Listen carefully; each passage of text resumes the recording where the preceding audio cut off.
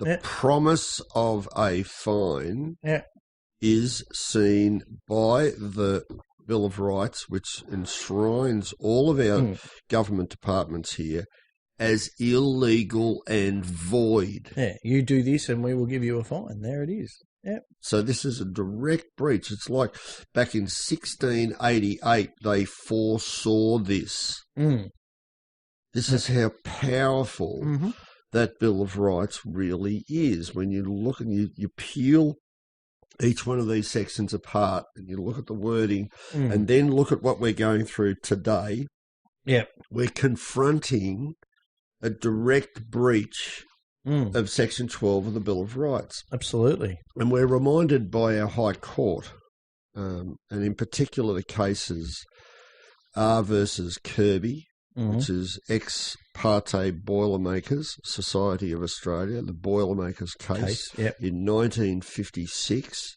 on the 2nd of March.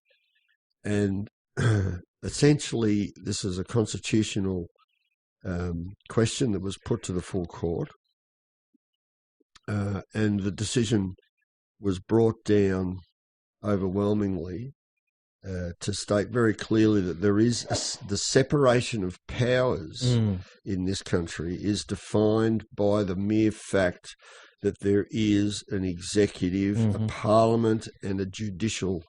They're all departments under the heading of government. And they have a prescribed role to play, and those roles cannot intermingle. So an executive department cannot play out a judicial role. So when a department of the executive, be it Department of Health, Department of Finance, Department of whoever, fulfills those departments, and one needs to go to Section 64 of the Constitution to see where those departments are created, essentially, through the Governor-General. When he, after an election, he appoints the ministers who will sit in the Executive Council, being the heads of those departments in the executive. They're very clearly defined. Those departments within the executive cannot exercise a judicial role.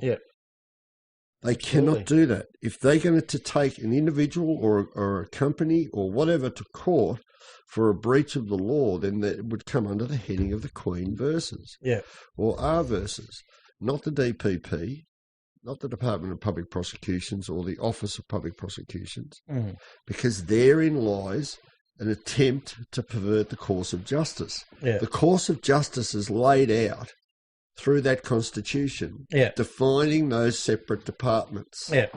You don't need to have the Constitution say straight out there is a separation of powers. It's written, it's there in the Constitution itself.